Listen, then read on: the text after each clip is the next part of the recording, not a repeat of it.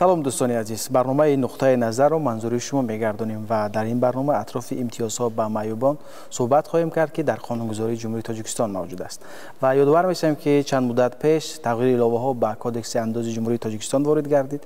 من میخواستم سوالی نخست خود را پیشنهاد کنم. در تغییر الهه هایی که به کدکس انداز وارد کردید چه امتیازها به معیوبان داده شد؟ تشکر زیاد.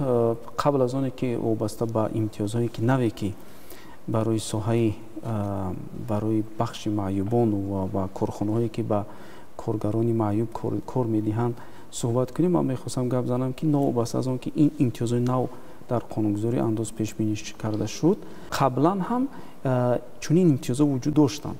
یعنی اولا اینکه وقتی که کدکس انداز در تحریر نو سال 2022 مورد عمل قرار داده شد، مکانیزم پیشنهاد امتیازهای اندازی کمی تغییر داده شد. یعنی خصوصیت امتیازهای اندازی خصوصیت ایندیویدوالی پیدا کرد. یعنی از اون که امتیازی که برای معیوبان خصوصیت عمومی دارد از اون محدود کرده شده خصوصیت ایندیویدوالی. یعنی برای کارمندی کرایه معیوب گروه یک در کدکس انداز در تحریر نو از انداز از درآمد شخصان واقعی پر امتیاز، یعنی آزاد کردن از انداز پیش بینی کرده شد. این چنین نسبت به معیوبان گروه یک و گروه دو برای واسطه نقلیاتی که شکل واسطه و نقلیات مهم نیست. قبلا در کدکس انداز قبلی یعنی واسطه نقلیات با دست اداره کننده بود که یعنی تا اندازه بعضی بحثا رو می آورد، زیر کن واسطه نقلیاتی دوران شوروی بود. ولی کدکس انداز در تحریر نو خصوصیت همین امتیاز مکمل نمود و شخصانی که معیوب گروه یک و دو هستند و صاحبی واسطه نقلیات هر گونه می باشند از سپاریدن انداز از واسطه نقلیات آزاد کرده شدند. این چنین برای معیوبای گروه یک و دو امتیاز از ابیکت های غیر منقول، یعنی از آن خانه هایی که دارند از آنها هم نیز آزاد کردن از انداز از ابیکت های غیر منقول پیش بینی کرده شد. یعنی خصوصیتش خصوصیت نقطوی، خصوصیت ایندیویدوالی پیدا کرد. در برابر این مشخص شد. بله مشخص شد و این چنین در ماده 191 کدکس انداز در تحریر نو امتیاز الهه‌ای در اونجا پیش بینی کرده شد که یعنی آنهایی که معیوب گروه دو هستند یا معیوب گروه یک هستند ولی جای کار اساسی ندارند، یعنی در یک جای با حجت دفترچه مهنتی کار و فعالیت نمیکنند که چنین حالت بسیار است، ولی درآمدهای دیگر دارند، درآمدهای غیر صاحب کاری دارند. برای اونها از درآمدهایی که غیر کاری مهنتی درآمد میگیرند 10 نشان دهنده برای حسابا از درآمد اونها اندازبندی کرده نمی شود. یعنی برای مثال اگر 1000 سومانی هر شکلی درآمد غیر صاحب کاری یا مزد مهنت گیرند، پس 750 سومانی اونها برای امروزینه از انداز از درآمد شخصان واقعی آزاد کرده می شوند. در برابر این با در نظر داشتی تکمیل یافتن سیاست اقتصادی، با در نظر داشتی به میان آمدن امکانیت های نو اقتصادی و سیاست غمخوارانه دولت برای ساحه اجتماعی و حفظ حقوق های معیوبان، امتیازهای الهه‌ای در تغییراتی که به کدکس انداز طبق قانون جمهوری تاجیکستان تحت رقم 2143 از 11 فوریه سال 2025 وارد کرده شد تغییرات ها، در اونجا خصوصیت ها و امکانیت ها و امتیازهای الهه‌ای پیش بینی کرده شد. قبل از همه در اینجا علاقه مکانیزم هوسمندگردانی شخصان حقوقی برای جلب کارمندانی، جلب معیوبانی هر گونه شکل، معیوب گروه یک است، دو است، سه است، هر شخص حقوقی که معیوبان را به کار جلب میکند برای چونین شخصی حقوقی امتیاز از آزاد کردن از انداز از درآمد شخصان حقوقی پیش بینی کرده شده است. این چونین امتیاز الهه‌ای در اینجا وابسته به اندازهای ابیکت غیر منقول شخصی حقوقی هم امتیاز پیش بینی کرده شده است که مکانیزم اون ترتیب اون در آن است که هوسمند کردن شخصان حقوقی برای هر چی بیشتر جلب کردن معیوبان به کاری کرایه. بله تشکر زیاد. عموما شماره معیوبان در تاجیکستان حالا چقدر است و باز چه امتیازهای دیگر آنها برخوردار هستند؟ البته گپ درباره شماره معیوبان می رود و دیگر امتیازهایی که قانونگذاری جمهوری تاجیکستان پیش بینی کرده است برای معیوبان. حرف رفتنش ممکن. امروز در جمهوری تاجیکستان 167,000 معیوبان استقامت میکنند. از آن جمله 34,000 اینها کودکان تا سن 18 ساله می باشند. شماره معیوبان گروه یکم امروز در جمهوری زیاده از 18,000 است. شماره معیوبان گروه دوم زیاده از 82,000 و شماره معیوبان سوم گروه از 33,000 زیادتر می باشند. و مسلم است که قانونگذاری جمهوری تاجیکستان خصوصا قانون درباره حفظ اجتماعی معیوبان یک قطار امتیازها را برای معیوبان پیش بینی کرده است، خصوصا در مسئله به کار تامین کردن آنها. یعنی که ماده 26 قانون جمهوری تاجیکستان درباره حفظ اجتماعی معیوبان میگویند که کارخانه تشکیلات مؤسسه نو وابسته به شکل مالکیتش باید که نه کم از 5% کارمندان از حساب معیوبان تعیین کرده شود و این برای یعنی به کار تامین کردن جلب کردن معیوبان به تشکیلات و مؤسسه ها وابسته به شکل مالکیتش برای امکانیت به کار تامین کردن آنها است.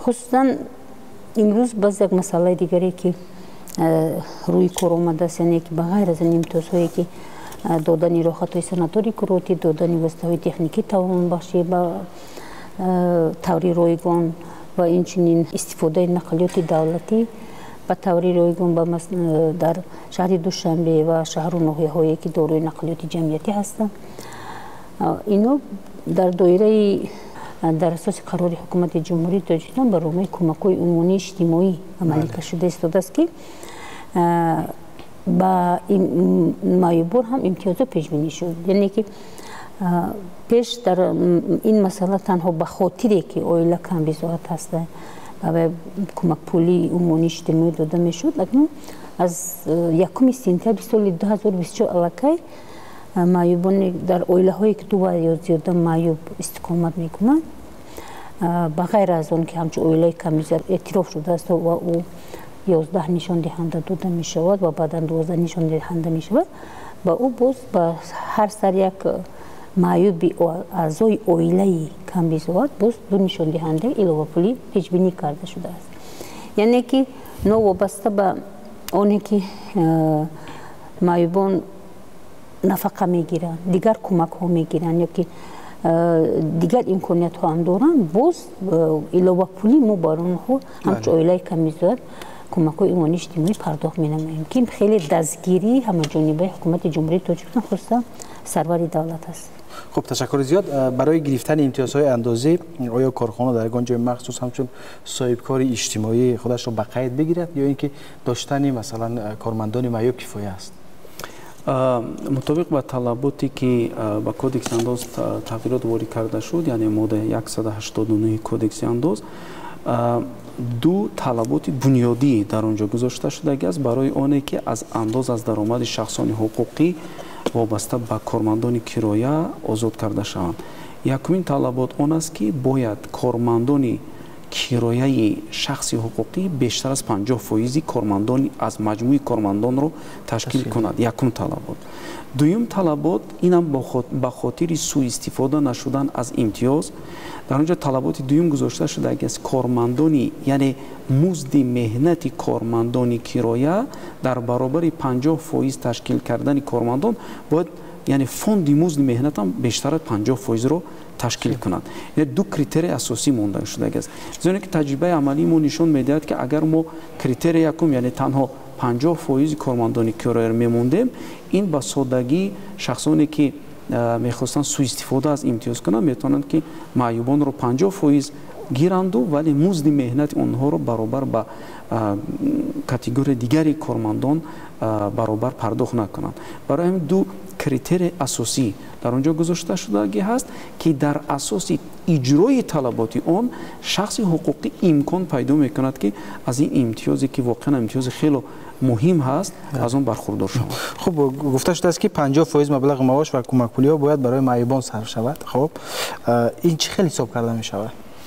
خب ما برای مثال میتونیم آورده که اگر شخص حقوقی تقریبا 50 کارمند کرایه داشتگی باشد، در این صورت باید نه کمتر از 25% کارمند کرایه باید که معیوبان باشد و اگر از همین 50 شخصی که کارمند کرایه می باشد حسابی میانه 100,000 سومانی فوند مزد مهنتی عمومی آنها تشکیل کند، پس باید برای گروه معیوبان نه کم از 50,000 سومانی فوند مزد مهنت برای معیوبان روانه کرده شود. یعنی اگر رود و کارخانه 50 از مجموع کارمندانی که 50 نفر هستند 25 نفر معیوب است، ولی مزدی فوند مزد مهنتی اونها از 50,000 کمتر که تشکیل کند، پس اون حقوق استفاده بری چنین امتیاز را از دست می‌دهد. و گفتن جایز است که در اینجا طلبات قانون نسبت به هر یک سال هست. یعنی شخص حقوقی تنها برای مثال سال 2025 اجرا کردن طلباتی که در قانون پیش بینی کرده شده است، تنها امتیاز برای سال 2025 برخوردار می شود. برای آنی که سال 2026 برخوردار شود، پس باید که اون همین کریتری هایی که در قانونگذاری پیش بینی کرده شده است برای هر سال اجرا امروز ما مکانیزم ما رقمی است. یعنی مقامات اندوز تمامی همین سیستمی که از ما کریتریو گفتیم رقمی است. یعنی ما علاقه معلومات به طریق الکترونیک معلومات داریم چند کارمندی کرایه دارد و چقدر فوند مزد مهنتش تشکیل میکند. پس در اساس کریتریوی رقمی ضرورت به اون حجت پیشنهاد کردن دیگر نیست. یعنی سیستم ما خودش اتوماتیک معین میکند. در صورت رعایت کردن و مطابق بودن به طلبات قانونگذاری امتیاز برای اون تمدید میشود. در صورتی اجرا نکردن پس امتیاز برای تمدید کردن نمیشود و اون باید که اندازهای دخل. خب مثلا در سال 2025 کارمندان معیوب وی 50% بود، ولی در سال 2026 این به مثلا 30 یا 40% رسید. علاقه از صاحبکاری اجتماعی بیرون کرده میشود؟ علاقه نه، از صاحبکاری اجتماعی بیرون کرده نمیشود، از امتیاز برخوردار نمیشود. برای اینکه هر یک فعالیت خصوصیت خود را دارد. شاید که فعالیتش فعالیت صاحبکاری اجتماعی باشد، ولی کریتریایی که برای برخوردار شدن از امتیاز را اجرا نمیکند. تشکیلی یعنی که ترتیبی حساب و پرداخت کردن انداز از درآمد شخصانی حقوقی با در نظر داشت جنبستی سال هست. یعنی برای اون که از سال 2026 برخوردار شدن باید که تمام سال شما هم کریتری 50% که هست اجرا کنید، زیرا که حسابات انداز از درآمد شخصانی حقوقی برای سال 2025 در 26 است، برای سال 2026 در 27 است. پس معنی دارد که شما در سال کریتری اجرا میکنید و وقتی که شما اعلامیه انداز رو پیشنهاد میکنید، سیستم انداز خودش این را چیکار میکنه؟ معین میکنه. تشکر زیاد. خب همین گونه امتیازها به خود معیوبان چی میدهد؟ از جانب حکومت جمهوری تاجیکستان نسبت معیوبان در سال 2025 خیلی غمخواری زیاد ظاهر شد. از آن جمله علاوه بر تغییرات در کودکس انداز جمهوری تاجیکستان، چنانچه که نماینده کمیته انداز اینجا قید کردن، آزاد کردن از انداز انشاءات غیر منقول. بعد اینجا گفتن در مسئله که اینو از امتیازها برخوردار میشوند که از انداز درآمد آزاد میشوند و همین امکانیت میدهد که کارخانه هایی که اونجا معیوبان فعالیت میکنند همون مبلغی که پیشتر ما سالهای گذشته انداز میسپاریدیم، این حال برای صرف و خرج کردن برای تعمیر کارگاه ها و کارخانه و دیگر وضع اجتماعی معیوبان صرف کرده شود و این خیلی خرسندی آور است. البته و ما معیوبان مینتداری خود را با حکومت تاجیکستان از آن جمله سرور دولت جناب عالی پیشوای ملت امام علی رحمان میرسانیم. البته و سیاست پیشگرفته رئیس جمهوری ما خیلی سیاست عادلانه است نسبت معیوبان و این امتیازها با ما امکانیت میدهد که ما در آینده توانیم تا کارخانه خود و جایی که مثال کاری که معیوبان اونجا فعالیت میکنن به هر حال خیلی شرایط بهتر و خوبتر به آنها مهیا نماییم. خب اونجا گفتید کارخانه استحصال است، شما چه استحصال میکنید اصلا در اونجا؟ این حال کارخانه ما با استحصال مواد خوراکه مکارون مشغول است. و نیت داریم که در همین نوع استحصال خلطه های کاغذی که در آن 25 کیلو بار میبرد، کرافت میشکی میگن به زبان روسی، همونا را به راه بمانیم چند فایز کارمندان اون کارخانه شما رو معیوبان تشکیل میدین؟ این حال در کارخانه ما چطوری که قانونگذاری قانونی انداز همونجا با نشان داده شده است، ما 50 با 50 فایز را نگاه می‌داریم تا اینکه از همین امتیازها برخوردار باشیم. خب تشکر زیاد، سلامت باشید. اگر همون کریتریایی که در بالا گفتیم رعایت نشود یا اینکه هنگامی که مثلا اون کارخانه همچون کارخانه صاحبکاری اجتماعی به قید بگیرد ولی معاش معیوبان را دیر بدهد و مثلا محیط دسترس در اونجا نباشد، چه چاره‌ها اندیشیده میشه وابسته به همین؟ خب قبل از همه گفتنی هستم که همین سال اینچنین قانون جمهوری تاجیکستان درباره صاحبکاری اجتماعی قبول شد و مورد عمل قرار داده شد. در این قانون چندین مسئله حل خود را یافتند. یکم آنکه کی صاحبکاری اجتماعی است، کدام کریتریاها را باید اجرا کند و طبق همین قانون پیش بینی کرده شدگی هست که از جانب مقام وکالتدار دولتی در ساحه با قیدگیری دولتی صاحبکارها یعنی مقامات انداز باید فهرستی سوبیکت های ساحه فعالیت اجتماعی به حساب گرفته شوند. در اینجا بسیار نقطه مهم ما باید قید کنم که ما داریم با قیدگیری دولتی و پیشبردی فهرستی صاحبکاری اجتماعی، یعنی فعالیتی با قیدگیری نوابسته از آن که شما با کدام نمودی فعالیت مشغول میشوید، قدم اولی که برای اونی که شما همچون صاحبکار با قید گرفته شوید، قدم اول این با قیدگیری دولتی است. بعد از اونی که شما با قید گرفتید، به خاطر اونی که شما نه تنها برای امتیازهای اندازی بلکه به حیث یک استاتوسی صاحبکاری اجتماعی را گرفتن، پس در اینجا حجت سندی دخلدار در روند تهیه عین زمان می باشد، ولی از اون پرینسیپ های عمومی که در اونجا گذاشته می شود در اساس قانونی صاحبکاری اجتماعی، در اساس دیگر قانونگذاری جمهوری تاجیکستان کریتریاها گذاشته می شود که در اساس کریتریا چنین سوبیکتان و هم صاحبکار انفرادی می تواند باشد و هم شخصی حقوقی با در نظر داشت کریتریایی که در قانون گذاشته شدگی هست، اونها در فهرست صاحبکاران اجتماعی به حساب گرفته می شوند، یعنی داخل کرده می شود. این امکانیت می تواند که هم از امتیازهای اندازی و هم از دیگر نمود امتیازهایی که قانونگذاری پیش بینی کرده شد برخوردار گردند. ولی اگر اون مسئله که در ماده 189 کودکس انداز و دیگر مقررات کودکس انداز وابسته به آزاد کردن از اندازه پیش بینی کرده شدگی است، رود و شخص حقوقی همین طلبات رو اجرا نکند، بازم این معنی ندارد که اون از روی خط صاحبکار اجتماعی گرفته می شود، ولی امتیازی اندازی نسبت به چنین سوبیکت برای رعایت نکردن، یعنی این رعایت نکردن معنی قانون را ویران کردن ندارد. کریتر امتیاز که رعایت نمیکند اندازه پره و مکمل باید سر وقت حساب پرداخت کند، ولی از نقطه نظری به حیث حقوق به استفاده برای امتیاز را از دست میدهد. یعنی در اینجا یکون چیز، ولی اگر رود برای مثال غیر قانونی چنین امتیازها از جانب سوبیکت های صاحبکاری استفاده برده شود، قانونگذاری در اینجا روشن مکمل هست که برای هر دوره ای که از این امتیازها برخوردار شده است اندازها حساب کرده شده است، جریمه حساب کرده می شود و فایزها حساب کرده می شود. یعنی قانونگذاری در اینجا در برابر پیشنهاد کردن هوسمندگردانی اینچون مکانیزم نظارت رو پیش بینی کرده است که حتما این نظارت حتمی و ضروری می باشد. خب تشکر زیاد. خب چنانه که میدانیم در جمهوری تاجیکستان برنامه کمک‌های عنوانی اجتماعی عمل میکند و در بالا گفتید که معیوبان نیز از همین امتیازها برخوردار هستند.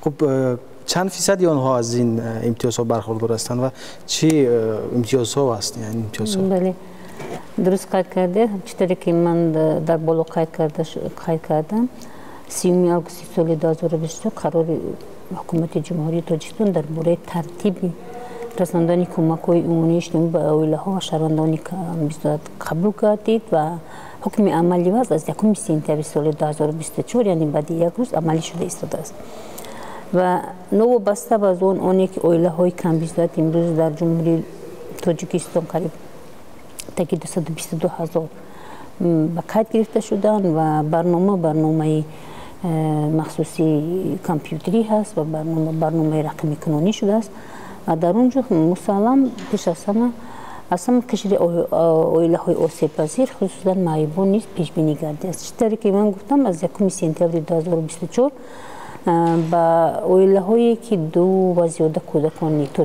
سن 16 ساله دارند بغیر از نشان داده یعنی همچون اویله کمبیزات اعتراف شدن و 10 نشان دهنده باز علاوه 1.5 نشان دهنده برای هر یک اویله کودکان تا سن 16 ساله معین کرده شد. با غیر از این باز با شخصانی که در اویله های کمبیزاتی که در اویله زیادت و زیاد معیوب استقامت میکنند با آنها چون ایلوپولی از 1 ینوری سال 2025 2 نشان دهنده پیش بینی کرده شد. و چطوری که میدونیم ما امروز یک نشان دهنده ما این 75 سالمون هست و اویله کمبیزات که وقتی که 12 نشان دهنده به او پرداختی کمک‌های عمومی اجتماعی شد یعنی که در اویله اگر 2 و زیاد معیوب باشد بغیر از 12 نشان دهنده با علاوه 2 نشان دهنده دیگر نیست برای همچون شخصان معیوب علاوه کرده شده. و امروز در اویله های کمبیزات که داروی شخصان معیوب 2 و زیاد هستند زیاد از 22,000 شخصان معیوب گرفتن چنین امتیاز یعنی 2 و زیاده نشان دهنده دیگر در علاوه به 12 نشان دهنده برخوردار شده ایستادند. من همینجا یک چیز قید کردنی هستم که مسئله امروز که در دایره برنامه درباره قانون درباره صاحبکاری اجتماعی درباره صاحبکاری اجتماعی که میراد بیشتر قشر آسیب‌پذیر اهالی خصوصا معیوبان پیش بینی شده است که آنها با همین صاحبکاری اجتماعی برخوردار شدند. امتیازهایی که پیش بینی کرده است قانونگذاری درباره صاحبکاری اجتماعی و کودکس انداز علاوه بر این بغیر از این قشر آسیب‌پذیر با هست قشر آسیب‌پذیر خود اویله های کمبیزات که هم قشر آسیب‌پذیر اهالی حساب دیده میشوند بغیر از این هستند شخصان پیرانسال که آنها قشر آسیب‌پذیر اهالی حساب دیده میشوند بغیر از اینها هستند اویله هایی که در حالت دشواری زندگی قرار دادن یعنی یک گروه معینی شخصان آسیب‌پذیر جامعه شهروندی امروز در جمهوری تاجیکستان هست و خصوصا با کار تامین کردن تاسیس دادن جایهای کاری نو برای این کاتگوری که از همین شرایط دشوار زندگی برآمدن و انتظار امتیازها نشدن یعنی مسئله مبرم روز امروز ما این تاسیس دادن جایهای کار و با کار تامین کردن آنها می باشد و قرار حکومت جمهوری تاجیکستان از 3 آگوست سال 2024 تحت رقم 488 برای با کار تامین کردن اویله های قابل کار داشته اویله های کمبیزات هم وزارت مهنت و مهاجرت شغل اهالی و همچنین اگنتی مهنت و شغل اهالی موظف گردانیده است که چنین اویله های کمبیزاتی که در دارای شخصانی قابلیت مهنتی دارند یعنی 2 و زیاده قابلیت مهنتی چاره‌جویی اندیشد و امروز سر این مسئله بین وزارت تندرستی و حفظ اجتماعی و وزارت مهنت در جهت معین نمودن یا دستوری متدی که کارکردی با کار تامین کردن و گرفتن کمک‌های عمومی اجتماعی کار رفته ایستاده است و این باز یک باره امکانیت می‌دهد که هم جامعه شهروندی هم مقام دولتی در یک جای همراه کار کند و مسئله به کار تامین کردن همین قشر آسیب‌پذیر در حکومت جمهوری حل خود را یابد. بله تشکر زیاد. خب عموما شخصان معیوب از کجا میتوانند درک بیاورند یا که معلومات پیدا کنند که کارخانه‌ها مثلا معیوبان را به کار قبول میکنند یا فهرست معین موجود است؟ ما اصلا وقتی که گپ درباره از کجا معلومات دسترس کردن سخن میرونیم ما باید دانیم که ما در دوران اقتصادی رقمی زندگی میکنیم و علاقه تمامی معلومات ها رقمی شدگی هست دسترسی آن پر رقمی است برای اونه که شهروندان جمهوری تاجیکستان اندازه‌سپارندگان محترم از مکمل گردانی قانونگذاری انداز هوسمند گردانی هایی که در قانون هستند امتیازهایی که در قانون هستند ما از مکانیزم‌های گوناگون استفاده میبریم مکانیزم‌های عنعنوی این گذراندن سمینار مشورت ها هست که به واسطه با اندازه‌سپارندگان که در یک سال ما بیشتر 1800 سمینار میگذاریم و از جمله مسائل وابسته به سفارش‌های پیشوای ملت پرزیدنت جمهوری تاجیکستان ما پیوسته чунин семинарҳо мегзаронем, ин масъала гуфта мегзарем. ва механизмҳои нав истифода бурдан аз шабакаҳои иҷтимоӣ. мо ҳамаи механизмҳоро дар ин шабу рӯз истифода бурда истодаем, то ин ки шаҳрванд ва андозпоранда аз тамоми маълумотҳои вобаста ба андоз ва андозмандӣ ҷиҳати истифодабарӣ аз сабукиҳо ва ҷиҳати иҷрои уҳдадориҳои андозии худ истифода баранд. ба фикри шумо имтиёзҳое ки пешниҳод гардидааст барои пайдо шудани ҷойҳои корӣ барои маъюбон то чӣ андоза кӯмак мекунад? аз нуқтаи назари сиёсати андоз сохта шудагӣ аст дар механизмҳои назорати андоз ва механизмҳои пешниҳоди ҳавасмандгардонӣ ва пешниҳоди хизматрасонии нави андозӣ. барои ҳамин таҷрибаи мо аллакай нишон медиҳад ки ҳарчанд бештар аз механизмҳои нави рақамикунонии хизматрасонӣ ба андозсупорандагон агар мо истифода барем дар заминаи қонунӣ, имкон медиҳад ки хуб шахсоне ки дар иқтисодиёт бинобар сабаби маҳдуд будани имкониятҳои ҷисмонии онҳо аз байн бурда шавад. яъне имкони рақамикунонӣ барои онҳо имкон медиҳад ки худро ба қайд гиранд, имкон медиҳад ки дар ҷомеа дар иқтисодиёт саҳми худро гузоранд, аз бекорӣ, аз хонашинӣ, аз дигар чиз озод шаванд ва дар баробари ин саҳми худро барои рушди иқтисодиёт, барои рушди ҷомеа саҳми худро бевосита расонанд ва дар баробари ин ҷойҳои нави корӣ ва рушди иқтисодӣ ҳам таъмин гардад. бале таъсис додани ҷойҳои кор барои маъюбон, умуман барои шахсони осебпазир, аз рӯи ҷиҳати иқтисодӣ гӯем таъсис додани ҳар як ҷойи кор на кам аз 100,000 сомон меистад, хусусан барои шахсони маъюб. но нигоҳ накарда ба ҳамин барои ба кор таъмин кардани маъюбон, ин як масъалаҳои асосӣ аст. чунки вақте ки шахс худаш фаъолият мекунад, шахс худаш дар ҷомеа саҳм мегузарад, шахс худаш андози худаша меспорад ва аллакай худаша узви комилҳуқуқи ҷомеа ҳисоб мекунад. яъне вай худаша аз ҷомеа дур ҳисоб намекунад. ва баъдан оҳиста оҳиста яъне ки мо дар масъалаи таъсис додани ҷойи корҳои нав ва ба кор таъмин кардани ин қишри аҳолӣ, агар чораҳои зиёд андешим, оҳиста оҳиста ҳамин имтиёзҳое ки мо пешбинӣ кардем ин аз байн мераванд. чунки ин имтиёз барои шахсони дорои имтиёзнок ройгон аст, но барои шахсоне ки андозсупоранда аз ҳисоби андозсупорандагон инҳо имтиёзро мегиранд, яъне аз ҳисоби маблағи давлат ки андозсупорандагон ба андози иҷтимоӣ меспоранд. аз ин лиҳоз ҷалби онҳо барои фаъолияти корӣ, таъсис додани ҷойҳои кор, имрӯз ба ҷойҳои корӣ хусусан барои шахсоне ки имконияти маҳдуд доранд зиёд аст. масалан бозора нигоҳ карда аз рӯи кора то ёфтан мумкин. имрӯз дар вазорати меҳнат марказҳои таълимӣ вуҷуд дорад ки масалан барои ихтисосмандӣ ва дигар намудани касби шаҳрвандон новобаста ба заиф буданашон онҳо пешниҳод мекунанд ки масалан метавонем ки ихтисосатон дар ин самт гузаронед, чунки дар бозори иқтисодӣ ҳамин ихтисос бозоргир ҳаст ва имконияти маблағ дарёфт карда надоред. баъд дигар имтиёзҳое ки қарзҳои имтиёзнок ҳастанд, қарзҳои бефоиз ҳастанд, хусусан барои шахсоне ки аз қиш осебпазири аҳолӣ дохил мешаванд. ва имтиёз барои шахсоне ки ба имтиёздор ҳаст як тарҳ дорад, яъне ки ҳамон имтиёз вай ҳамчун як манбаи даромади худ ҳисоб мекунад, яъне ки вай хӯрандаи зиёд ҳисоб мешавад, иждивинский характер мегирад. агар ба рӯсӣ гӯем ин ҳамин хел аст, яъне ки мо бояд оҳиста оҳиста имтиёзҳоро монетизатсия кунем, ба пул гардонем ва барои фаъолияти кори ҳар як шахси осебпазир бояд ҷойҳои кор таъсис додем ва онҳо ҳам андозбор ҳам сифати зиндагии худро беҳтар намоянд. ташаккур. ҳамин имтиёзҳое ки дар кодекси андоз нишон дода шудааст имконият медиҳад ба муассисаҳое ки дар он ҷо من از نامی مؤسسه‌ای که اونجا نابینا فعالیت میکنن از همین سخن میکنم امکانیت میدهد که ما کوشش کنیم همچون من شخصا و همچون شخصی حقوقی همچون راهبری مؤسسه کوشش میکنم که برای نابینان جای فعالیت کاری زیادتر کنم جای کار.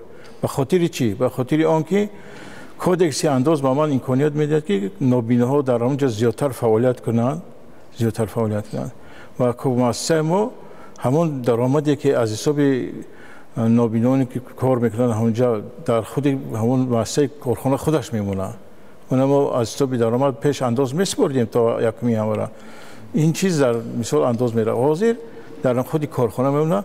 ما همون مبلغ را برای اجتماعیات همون کارگران میتونیم که صرف کنیم برای تشکیل دادن جای کاری نو، تشکیل کردن جای کاری نو، یا که یک چهره‌های همون مدنی روشنمایی تشکیل کنه. بس استند با گروهی که تمام میتونیم که آنها را دست جمعی به یگان جای تاریخی بریم چیز کنیم. من مبلغ امکانیت میدهد که ما همین چیزها را تشکیل کنیم. خب تشکر زیاد، سلامت باشید. خوش آمدید به برنامه بار دیگر. هدف ما از تهیه این برنامه این است که ما این مسئله را به جامعه برسونیم تا راه حل آن را پیدا کنیم و دوستان عزیز، همینجا ما به انتهای برنامه نقطه نظر رسیدیم. به شما روزگاری خوش تمام دادیم. بگذار که تاجیکستان عزیز ما همیشه آفتابی و زیبا و درخشان باشد. خیر.